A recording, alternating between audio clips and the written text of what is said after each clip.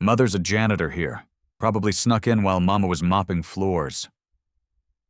Dr. Gregory Sullivan's voice cut through McCosh Hall like a knife. Department chair at Princeton University for 15 years, tenure secured, reputation untouchable. He held Patricia Ingram's note card between two fingers like examining trash, squinted at it with theatrical disgust. 200 years, the greatest minds in mathematics couldn't crack the Goldstein conjecture. But this black girl from the projects thinks we should stop everything and hear her brilliant insights. He paused, let the words hang in the air.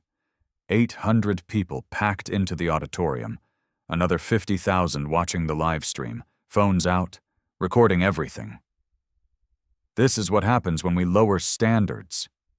Sullivan ripped the note card in half, let the pieces flutter to the floor, ground them under his Italian leather shoe, turned his back completely on the 15-year-old girl standing in the back row. Patricia Ingram stood frozen.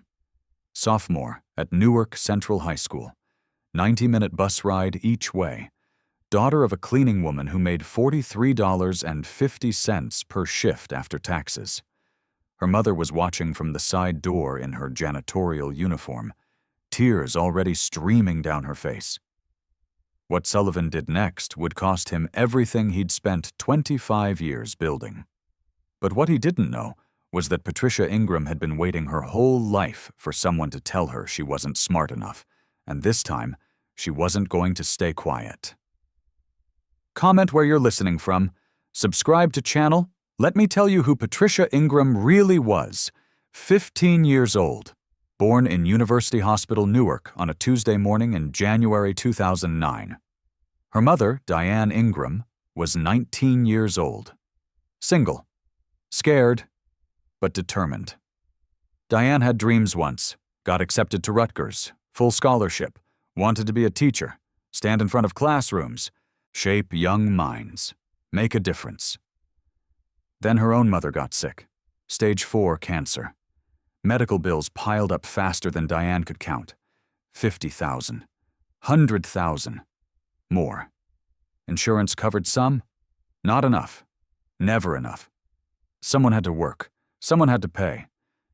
Diane's younger siblings were still in high school. Her father had left years before. It was just her.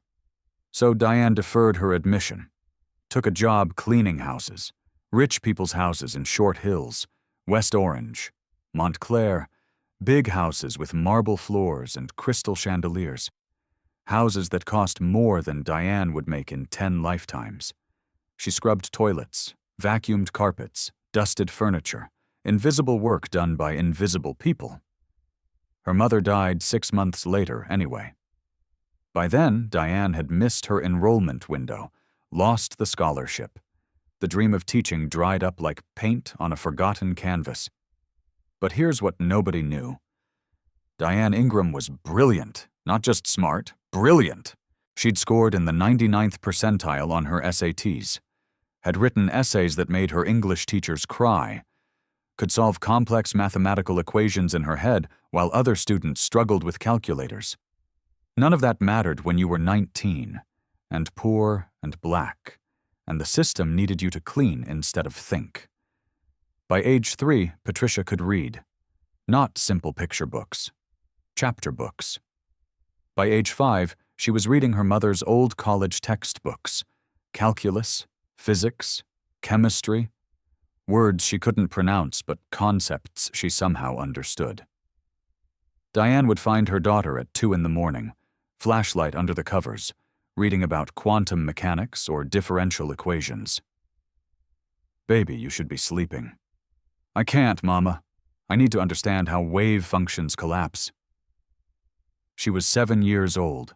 Newark Central High School had no advanced mathematics program, no calculus, no statistics, no computer science. The newest textbook was from 2009, the year Patricia was born. Budget cuts. They always hit the poor schools first. The black schools. The schools where kids like Patricia were supposed to accept their limitations and be grateful for whatever scraps they received. Patricia taught herself, library books, YouTube videos at 3 in the morning, MIT OpenCourseware on her phone during lunch break, Khan Academy, Coursera, any free resource she could find. By freshman year, she'd taught herself calculus, linear algebra, differential equations, number theory. Her teachers didn't notice. They saw a quiet black girl who turned in her basic algebra homework on time. Got A's without trying. Never caused trouble. Never asked for more than what was offered. Good enough for Newark. Not Princeton material. That's what her guidance counselor told her when she asked about college applications. Patricia, you're a good student. Maybe consider community college. Rutgers, Newark, if you're lucky. But places like Princeton? That's for a different kind of student. She meant white. She meant rich. She meant kids who didn't take 90-minute bus rides from the projects. But 3 months ago, everything changed. Patricia's mother worked the night shift at Princeton. 6 p.m. to 2 a.m., cleaning classrooms, emptying trash cans, mopping floors that students walked on without seeing, without thinking about who cleaned them. Patricia often came with her. Did homework in empty lecture halls? Nobody noticed a quiet black girl with a backpack in the corner. Security guards saw Diane's badge, assumed Patricia was visiting, never asked questions. One night, Patricia wandered into a calculus lecture. Just curious. The professor was explaining derivatives. Patricia sat in the back, listened. The professor made an error on the board. Small thing. Most students didn't catch it. Patricia raised her hand. The professor looked surprised. Called on her anyway. There's an error in line 3. The chain rule application is incorrect. The professor squinted at the board, checked his work, realized she was right, corrected it. Thank you. Are you registered for this class? No, sir. Just visiting. He nodded. Continued teaching. Patricia came back the next week, then the next. Attended 17 Princeton lectures that semester. Advanced calculus, number theory, abstract algebra, real analysis. Never got caught. Never got questioned. Just a ghost in the back row, absorbing knowledge that wasn't meant for girls like her. Because the more Patricia learned, the more she started to see things other people missed. 6 months ago, she discovered the Goldstein conjecture. It was mentioned in passing during a number theory lecture. Professor mentioned it as an example of an unsolvable problem, something mathematicians had tried to crack for 200 years. Over 60 published proofs. Every single one contained fatal errors. Most professionals now believed it simply couldn't be solved with current mathematical tools. Patricia went home that night and looked it up. Found the original paper, written in 1823 by German mathematician Friedrich Goldstein. The problem was about prime numbers, specifically whether prime numbers follow a predictable pattern in polynomial sequences, or whether we can prove that no such pattern exists. The paper was in German, not fluent, just enough. 6 months of Duolingo, YouTube tutorials, German-English dictionaries, grammar guides. She went to Princeton's rare books room, 3rd floor, shelf M43, used her mother's employee ID to access the archives, found the original manuscript, handwritten, 1823. Delicate pages yellowed with age, and she noticed something nobody else had seen. Page 31. Goldstein had crossed out a paragraph heavily. Black ink. Intentional. Hiding something. Patricia held it to the light. Could barely make out the words underneath. Latin. 1 sentence. Quod probari non potest, demonstrari potest. What cannot be proven can be demonstrated. Her heart stopped. Goldstein knew. 200 years ago, he knew. The proof was impossible with the mathematics of his era, but he was leaving a hint, a breadcrumb, for someone who would come later with better tools. Patricia ran home that night, started working, filled 17 notebooks over 6 months, tested ideas, hit dead ends, started over. tried different approaches. The problem everyone was trying to solve. Find the pattern in prime number distribution. But Goldstein's original question wasn't about finding the pattern. It was about proving whether a pattern was even possible to find with current mathematical methods. Completely different question. Everyone had been answering the wrong question for 200 years. Patricia thought she found a way in, a door nobody else had seen. A framework for proving that the unpredictability of prime gaps wasn't random chaos, but structured complexity beyond current analytical tools. She called it the dual space operator, a mathematical bridge between discrete and continuous analysis at the exact boundary point where both exist simultaneously. Revolutionary. If it worked. But who would believe a 15-year-old black girl from Newark? Who would even listen? Then Patricia saw the poster. Public Math Night at Princeton. Free admission. Open Q&A session. She thought maybe she could ask one question. Get one piece of validation. Just a crumb. She wrote her question on a note card, waited in line with other attendees, submitted it to the moderator. Dr. Gregory Sullivan read it during the Q&A session. Read her name, Patricia Ingram. Looked at her seat. Back row. Looked at her clothes. Target clearance rack. Looked at her face. Black. And decided to make an example. Sullivan held the note card up for everyone to see. This question is about the Goldstein conjecture, from Patricia Ingram. He scanned the room. Found her. Made eye contact. Stand up, Miss Ingram. Patricia stood, legs shaking. You believe the Goldstein conjecture can be solved? Yes, sir. Laughter rippled through the crowd. Not friendly, mocking. Sullivan smiled. Not warm. Predatory. Tell me, Miss Ingram, where do you attend school? Newark Central High School, sir. I see. And Newark Central has an advanced mathematics program? No, sir. But you've taken calculus, linear algebra, real analysis? I taught myself, sir. More laughter, louder this time. Sullivan's smile widened. You taught yourself. How admirable. He looked at the audience, playing to them now.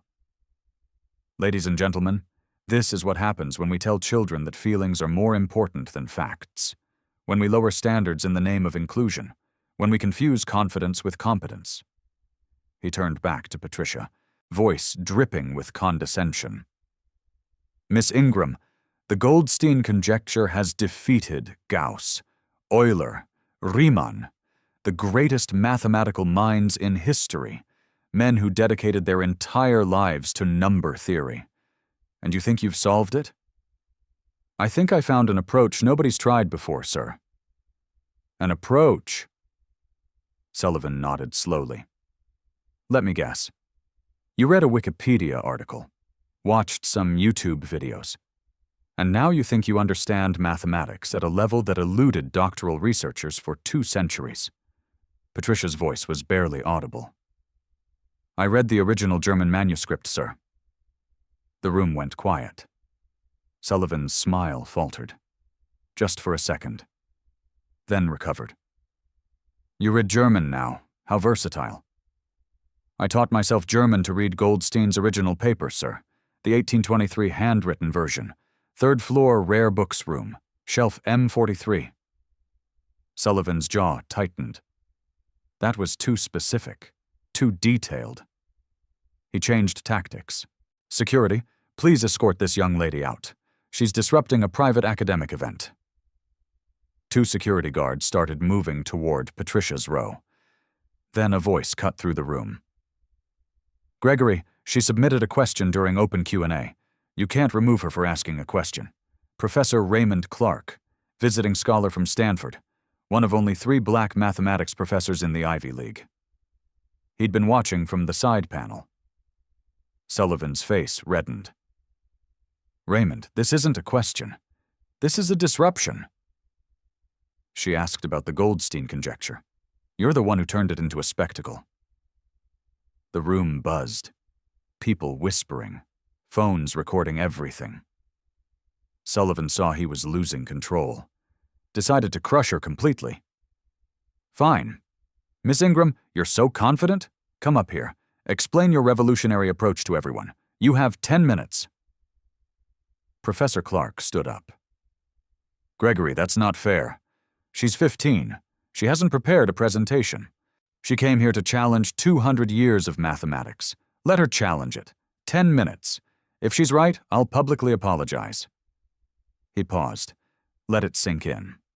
But when she fails, she leaves permanently, and she writes a public letter apologizing for wasting everyone's time. Patricia's mother stepped forward from the side door, still in her cleaning uniform, gloves tucked in her belt. Baby, you don't have to do this. Patricia looked at her mother, at Sullivan's smug face, at 800 people waiting for her to fail, at 50,000 more watching online. She thought about her mother. 30 years cleaning buildings. Invisible. Told she didn't matter. She thought about every black girl who would watch this video, who would see someone like them try and fail publicly, who would learn to keep their heads down. She walked toward the stage. I accept. The room erupted. Not laughter this time. Anticipation. Phones up. Recording. Sullivan handed her a marker.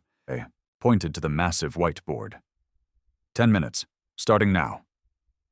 A countdown appeared on the screen. 10 short. The clock started ticking. Patricia stood at the whiteboard, marker in hand. 800 people staring. The countdown read 9:45. Her hand shook. She wrote the first line.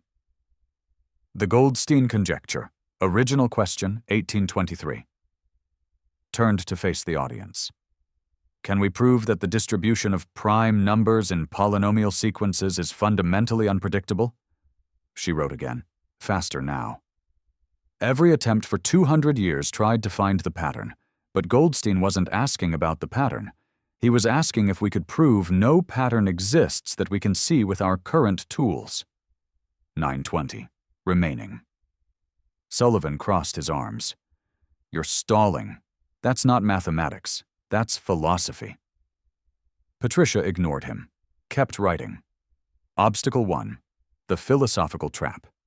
If you spend 200 years looking for something that isn't there, you'll never find it. But you also can't prove it isn't there unless you change what you're looking for. Dr. James Mitchell, guest panelist from MIT, leaned forward. Interested. She's talking about Gödel's approach, incompleteness theory. Patricia nodded. Yes, sir. Kurt Gödel proved in 1931 that some things cannot be proven inside a system. You have to step outside the system. Goldstein's question is the same. We can't prove unpredictability from inside traditional number theory. We need a new framework. 8:50 remaining. She drew 2 circles on the board. One labeled local behavior, one labeled long-term behavior. Obstacle 2, the density paradox. Prime gaps look random, but random doesn't mean structureless. It means the structure is too complex for our current tools to see. She drew an arrow between the circles. Every prior attempt used continuous mathematics, calculus, analysis, integration, but prime numbers are discrete, individual, separate. You can't use smooth continuous tools to study discrete objects. That's like trying to count atoms with a ruler. 8:10 remaining. A student in the 3rd row raised his hand. Thomas Ellis, senior, Sullivan's research assistant. Miss Ingram, that's a nice metaphor. But where's the actual mathematics? You're just describing the problem everyone already knows. Patricia looked at him, then back at the board. Obstacle 3. The false choice. Traditional analysis forces you to pick.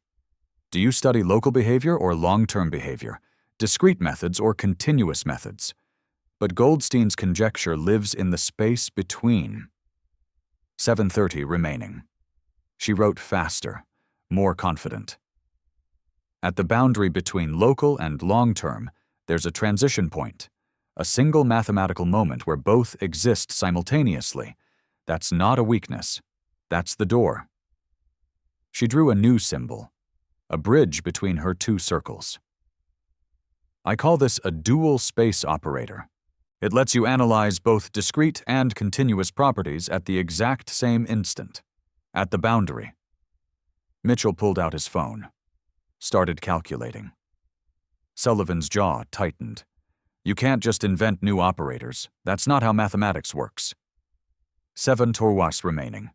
Patricia turned to him, voice steady now. Sir, when Leibniz invented calculus, he invented new operators. When Fourier studied heat, he invented new transforms. Every breakthrough required inventing something new. You're not Leibniz. You're not Fourier. You're a child. Then challenge my mathematics, sir, not my age. The room reacted. Whispers. Someone clapped once, stopped. 6:40 remaining. Thomas Ellis stood again. Dr. Sullivan, I think I see a problem. Look at her diagram. She's combining asymptotic behavior with local density, but those are fundamentally incompatible. That's a freshman mistake. Several people nodded. Sullivan smiled. Miss Ingram, Mr. Ellis has a point. You've conflated two different mathematical domains. They can't be analyzed together. Patricia studied her board for 5 seconds. Didn't speak. Then she circled a section. Mr. Ellis, you're right that asymptotic and local are different. But look closer. I'm not conflating them. I'm analyzing their boundary. 6 wakonsa remaining. She drew a new line. At the transition point, there's one infinitely brief moment where a sequence is neither fully local nor fully asymptotic. It's both. Traditional math forces you to pick one. My operator captures that single instant. She wrote a new expression. Not an equation, a description.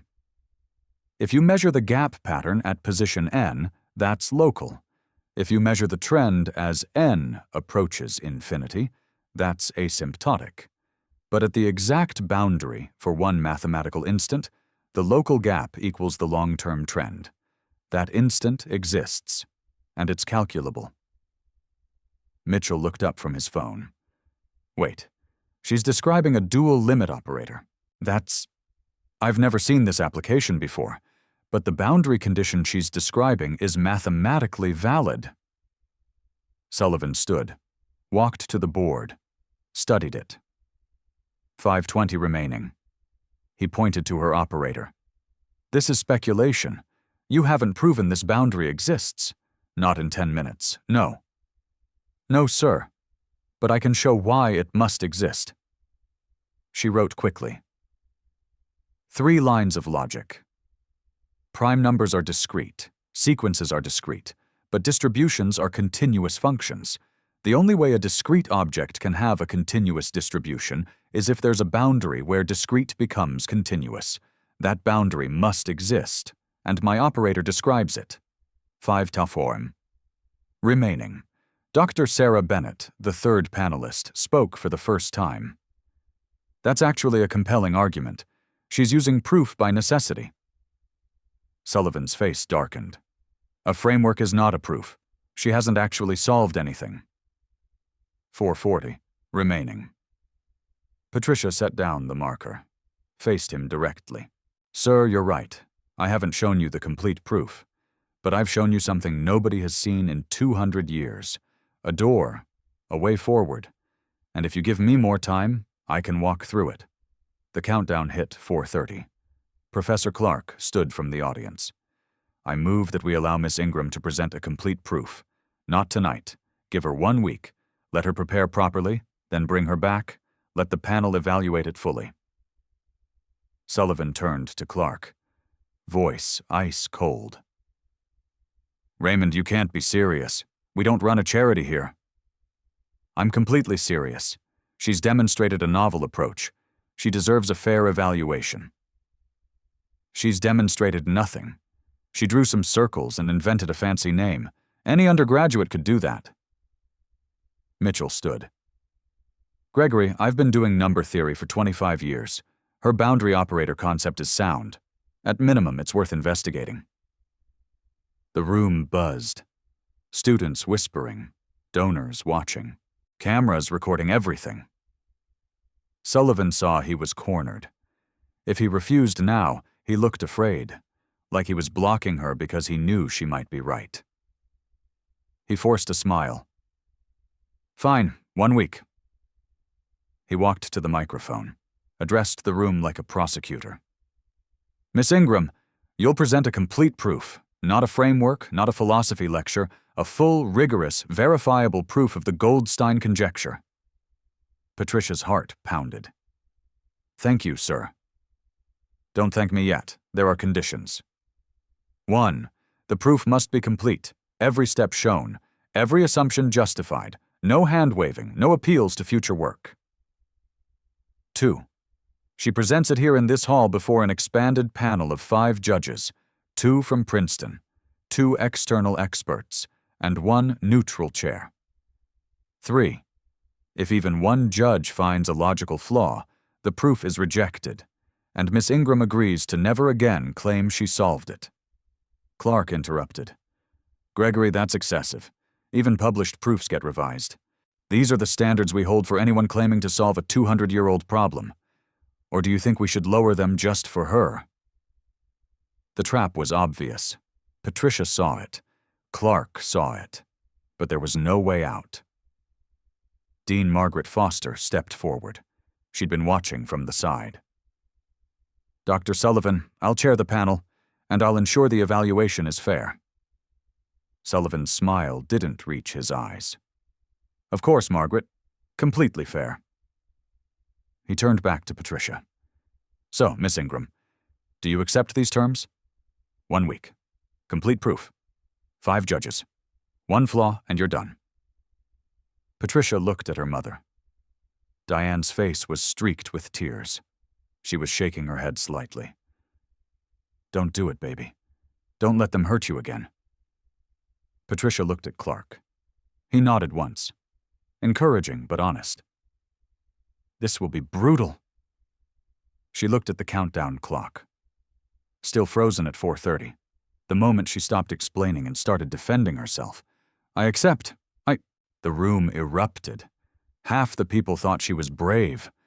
Half thought she was delusional. Everyone thought this would be spectacular to watch. Sullivan extended his hand. Patricia shook it. His grip was crushing. He leaned in. Whispered so only she could hear. You just ended your mother's career too. When you fail, everyone will know the janitor's kid wasted Princeton's time. She'll be gone within a month. Patricia's hand trembled, but she didn't let go, didn't look away. Dean Foster announced the date. Friday, 1 week from tonight, 7 p.m., same location. We'll open it to the public again and live stream it. The moderator dismissed the crowd. Within 20 minutes, the video clips were everywhere. Teen challenges Princeton professor on 200-year math problem. 15-year-old girl versus Ivy League mathematics? Janitor's daughter claims she solved the impossible. By midnight, the main clip had 500,000 views. Comments split 50-50. She's incredibly brave. Fine. She's incredibly stupid. This is what courage looks like. This is what arrogance looks like. I hope she destroys him. I hope he destroys her. People taking sides. Mathematics forums exploding with debate. Is this possible? Can a teenager actually do this? Most professional mathematicians said no. Politely, they admired her courage. But the math doesn't lie. 200 years of failure means something. A few said, maybe. Very quietly. Because if she's right and they dismissed her, they'll look foolish forever. Patricia got home at 11 p.m. Their apartment was 40 minutes by bus from Princeton. 1 bedroom. She slept on the couch. Her mother sat beside her, held her hand. Baby, you don't have to do this. We can move, find another job. You can go to a different school. Patricia shook her head.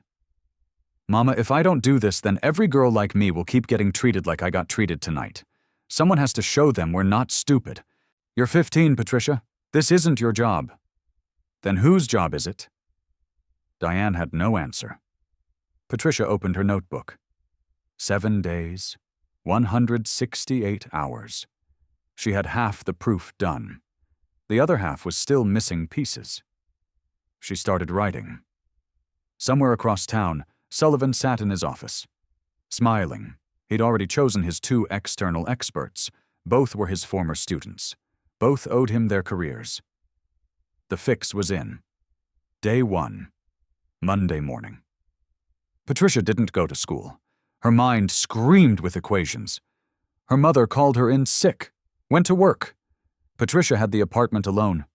She spread 17 notebooks across the floor, 6 months of work, every dead end, every breakthrough. The core problem was clear.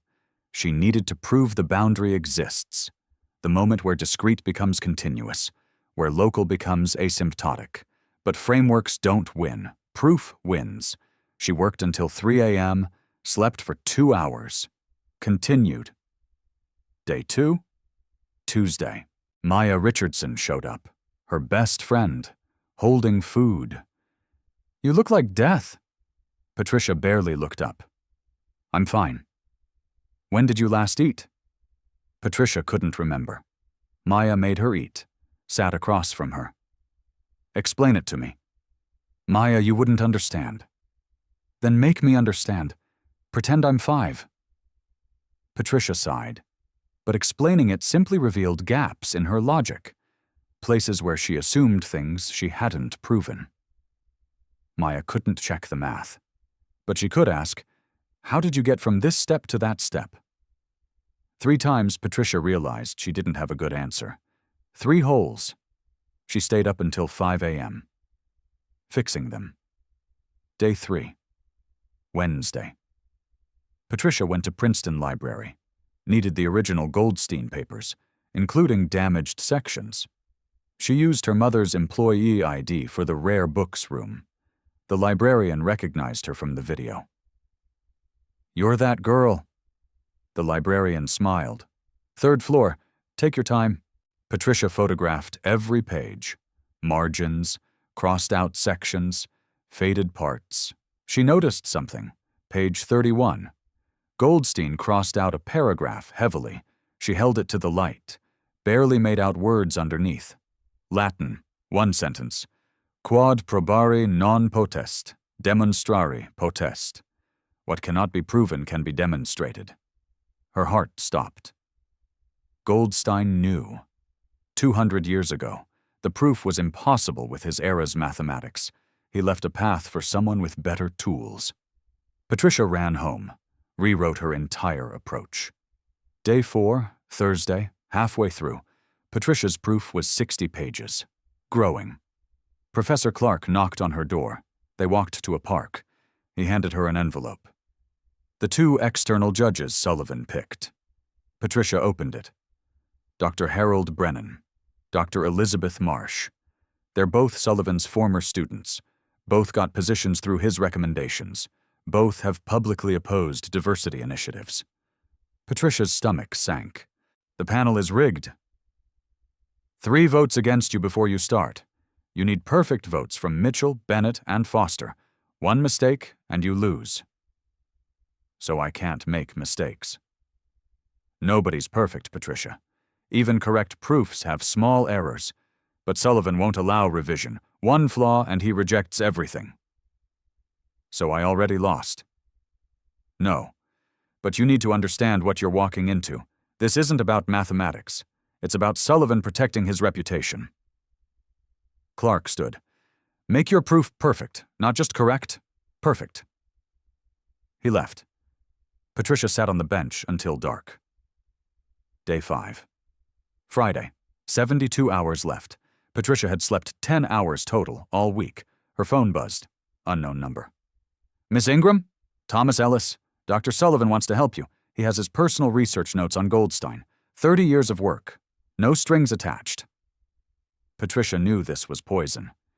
But what if there's something useful? She responded. Where? An hour later, Thomas met her, handed her a USB drive. She went home, plugged it in. 200 pages. Dense. Technical. Brilliant. She read for 6 hours. Sullivan's approach was masterful. He got closer than anyone, but he hit the same wall everyone hits. The density paradox. Patricia followed his logic and slowly realized. This is the trap. His notes funnel thinking toward his approach.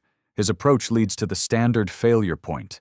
If she follows his logic, she'll fail exactly like he did.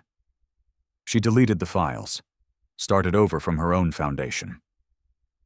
Day 6, Saturday. 24 hours left.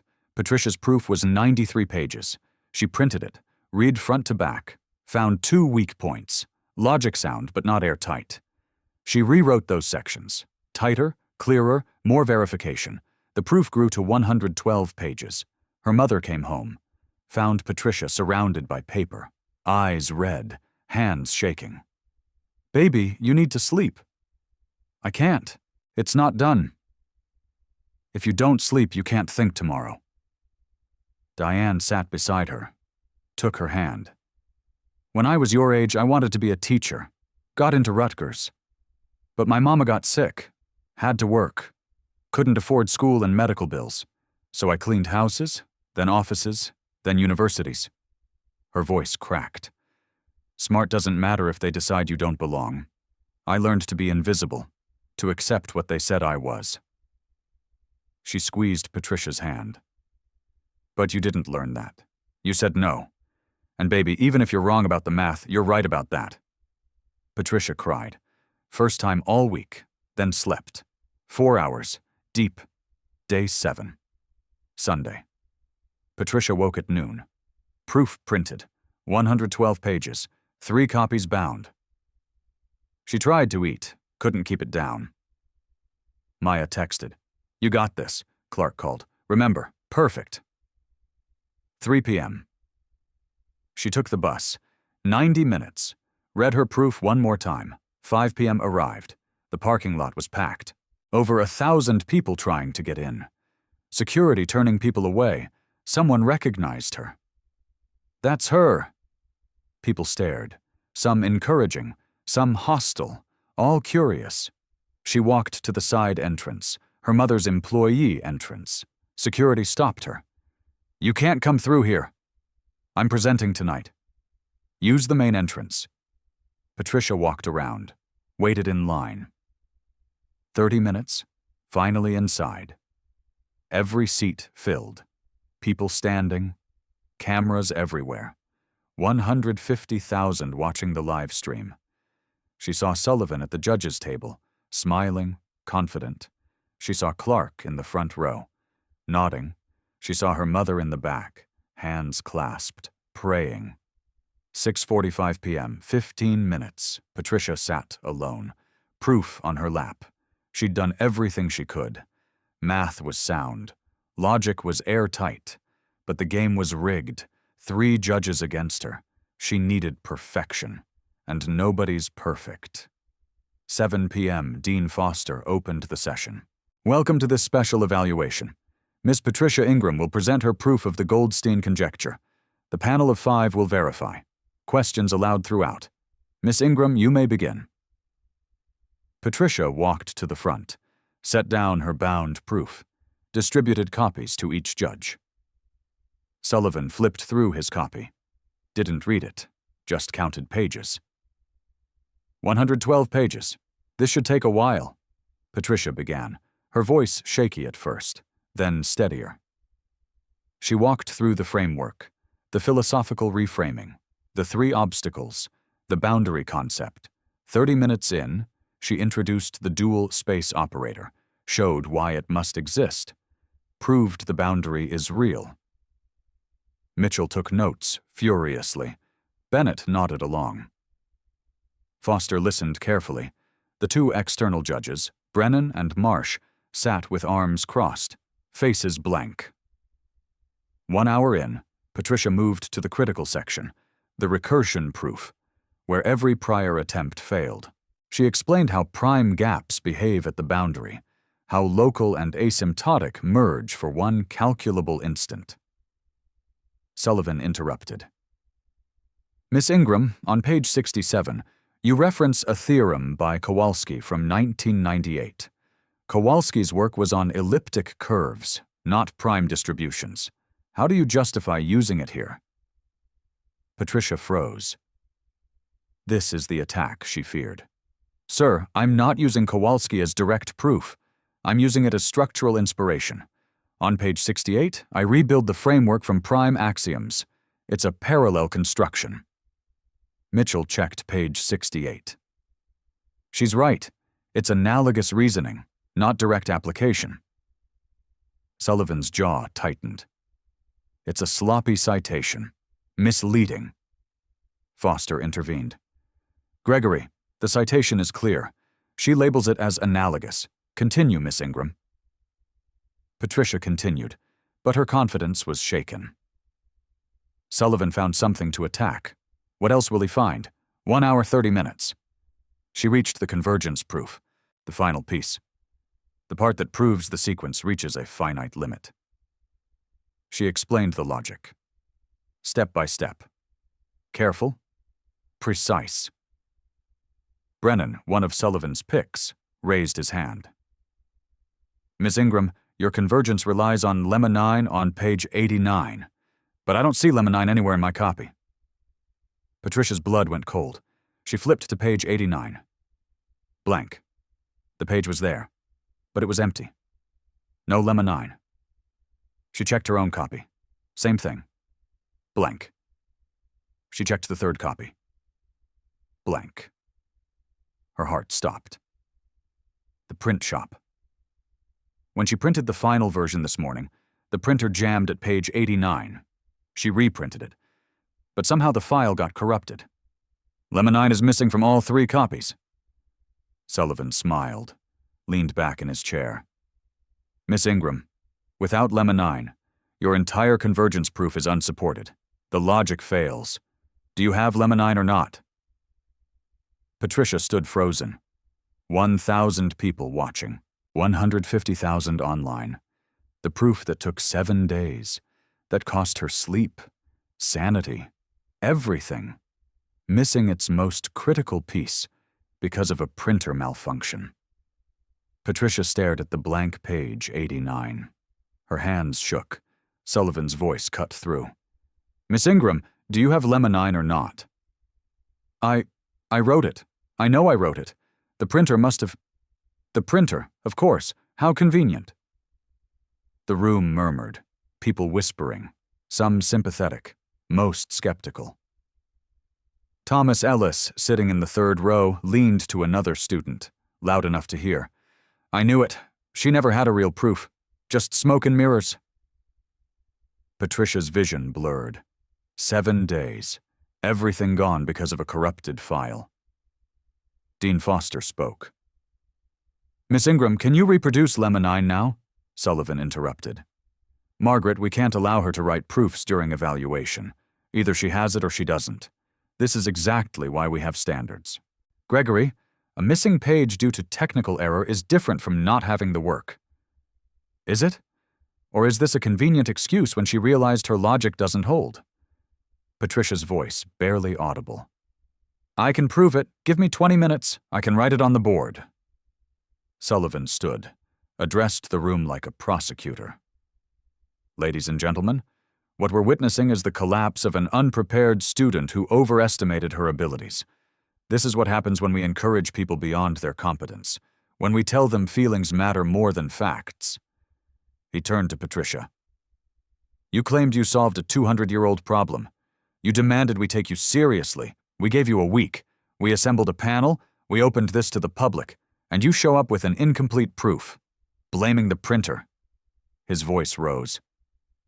This is insulting to mathematics, to this institution, to everyone who took you seriously. Patricia's mother stood up in the back. That's enough. She made a mistake. The file got corrupted. Give her a chance to fix it. Sullivan didn't even look at her. Mrs. Ingram, with respect, This is an academic evaluation. We don't give do-overs because someone forgot their homework. Diane's voice shook with rage. You don't respect me. You don't respect my daughter. You decided she was too stupid to matter before she wrote a single equation. I decided she was unprepared, and I was right. The room erupted, people shouting, some defending Patricia, some agreeing with Sullivan. Security moved toward the aisles. Patricia stood frozen, tears streaming down her face. Mitchell stood. Gregory, this is cruel. Give her the 20 minutes. If the lemma is sound, we continue. If not, we reject it. That's fair. Brennan shook his head. Dr. Mitchell, we have standards for a reason. You can't write proofs during evaluation. The work should be complete beforehand. Marsh agreed. If we make exceptions here, we undermine the entire process. Foster looked torn. The panel is split. We need a decision. Sullivan sat down, folded his hands. I vote we end this now. The proof is incomplete. Miss Ingram fails the evaluation, and we move on. Patricia looked at the blank page, at Sullivan's smug face, at the 1,000 people waiting for her to collapse completely. She thought about her mother. 30 years cleaning buildings, invisible, told she didn't matter. She thought about every black girl who would watch this video, who would see someone like them try and fail publicly, who would learn to keep their heads down.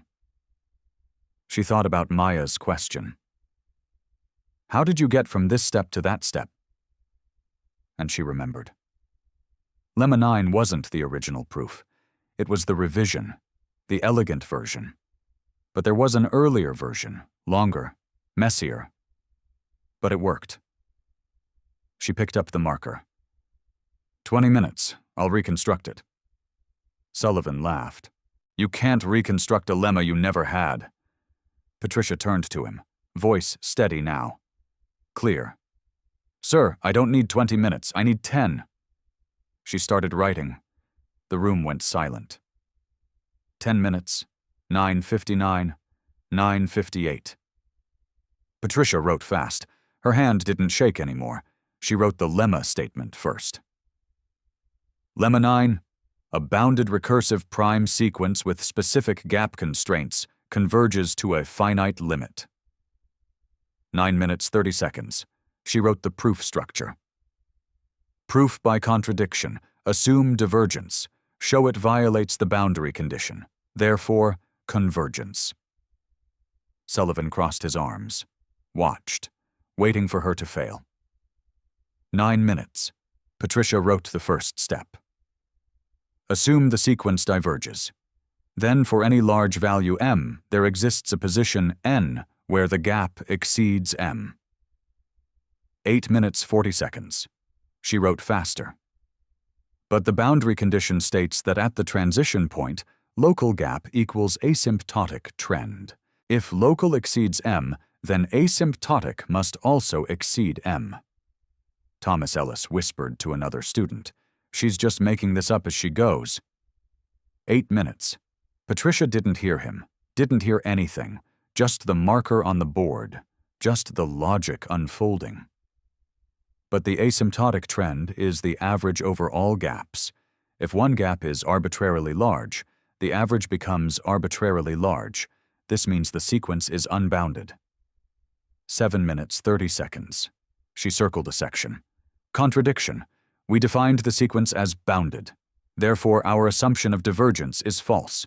The sequence must converge. 7 minutes. She stepped back, stared at what she wrote. Something's wrong. The logic works, but it's not airtight. There's a gap. Mitchell sees it too, leans forward. Miss Ingram, what if the large gap is balanced by many small gaps? The average could still be bounded. Patricia's heart sinks. He's right. Her proof has a hole. 6 minutes 40 seconds. 40. Sullivan smiles. And there it is. The logic fails. Miss Ingram, you've wasted enough of our time. Patricia stares at the board. Think. Think. Then she remembers. Not her proof. Goldstein's hint. Quod probare non potest, demonstrare potest. What cannot be proven can be demonstrated. She erases part of her work. Starts over. Wait. Different approach. 6 minutes.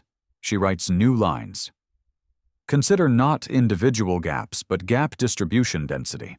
Define density function D at position N. 5 minutes, 30 seconds. If sequence diverges, density becomes arbitrarily sparse. Gaps spread further apart, but the boundary condition requires density to stabilize at the transition point. 5 minutes. Mitchell nods slowly. She's switching from individual analysis to density analysis. That's stronger. Patricia keeps writing. Sparse density contradicts stable density. Therefore, divergence contradicts boundary existence. Since the boundary exists, the sequence must converge. 4 minutes, 20 seconds. Brennan interrupts. How do you know the boundary exists? You assumed it earlier but never proved it. Patricia doesn't stop writing. Proved it on page 43. Discrete objects with continuous distributions require a discrete to continuous boundary. Boundary existence is necessary, not assumed. 4 minutes. She writes the final line. Therefore, lemonine holds. QED. 3 minutes, 51 seconds remaining. She sets down the marker. Breathing hard. Mitchell reads it carefully, checking each step, following the logic. 30 seconds of silence. Then he nods. It's different from what she originally described. But it works. Lemonine is proven. The room erupts, half cheering, half protesting. Sullivan stands. Let me see that. He walks to the board, studies it. His face darkens. He's looking for a flaw. Anything. He can't find one. He turns to Patricia, voice cold. Voice. This is a different proof than what you claimed to have. You changed your approach mid-evaluation. Yes, sir. The original was more elegant. This one is more direct, but both are valid. Or you never had the original and improvised this when cornered. Patricia meets his eyes.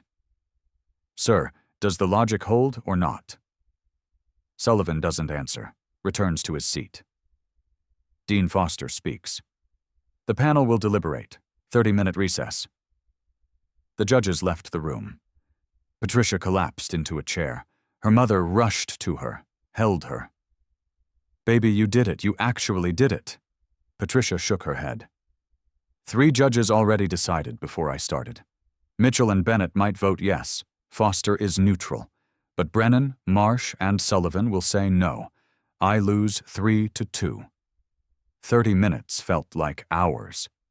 Finally, the judges returned. Foster stood. The panel has reviewed Miss Ingram's proof. We have reached a preliminary conclusion. However, there is significant disagreement. Sullivan stood before she could continue. I'll be direct. Miss Ingram's work is interesting, perhaps even novel, but the Goldstein conjecture is too important to validate based on one presentation by an unproven student. I move to require external verification before accepting this as a solution. That process could take months. Until then, the conjecture remains unsolved. Clark stood from the audience. Gregory, you're changing the rules. You said if the logic holds, she succeeds.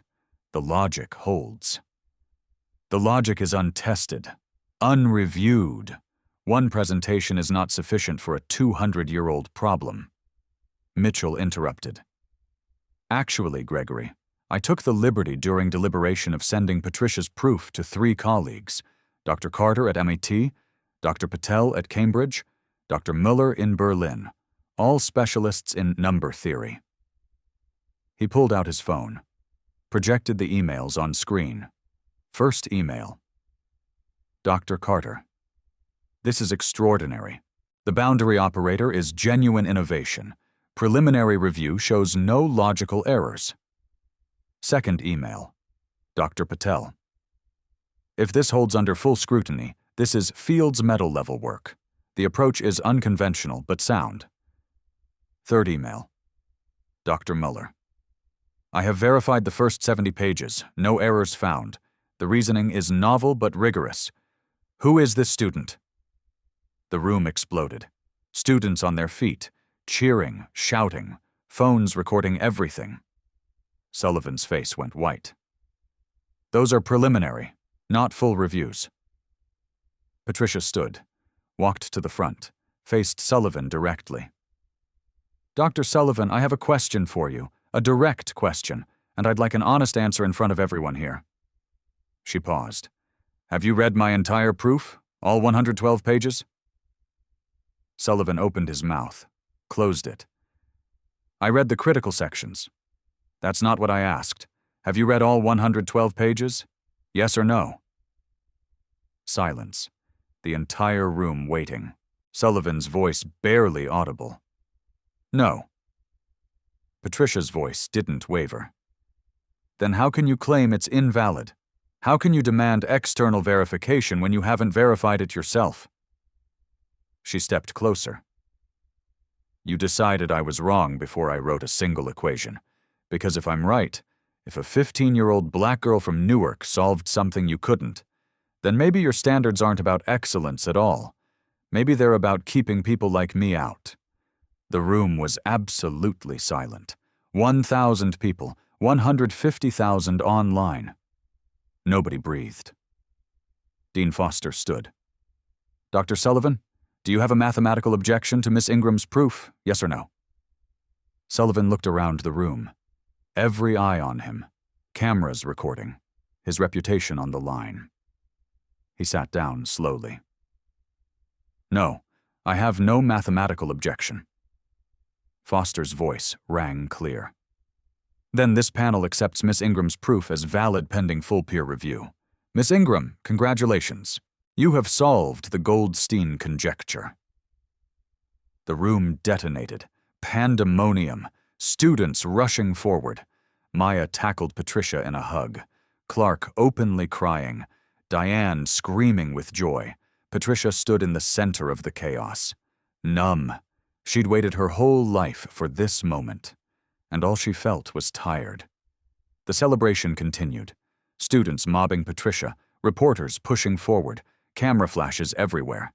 Then Sullivan stood, walked toward the exit. No words, just left. 10 minutes later, Dean Foster received an email on her phone. She read it. Her face went pale. She approached Patricia, still surrounded by congratulations. Miss Ingram, I need to speak with you privately. They moved to a side room. Clark, Diane, and Maya followed. Foster showed her phone. I just received a formal letter from Dr. Sullivan. He's resigned, effective immediately, from the panel, from the department chair, from Princeton. Patricia's stomach dropped. What? I didn't want that. I just wanted... There's more. Foster pulled up another document. Read aloud. To the Princeton University Ethics Board and Dean Margaret Foster. I am writing to formally acknowledge that I allowed personal bias to compromise my professional judgment in the evaluation of Miss Patricia Ingram. My conduct was unacceptable. I request my name be removed from all future symposium materials and that Miss Ingram receive a written apology from the department. She scrolled down. Showed Patricia a second letter, addressed to her.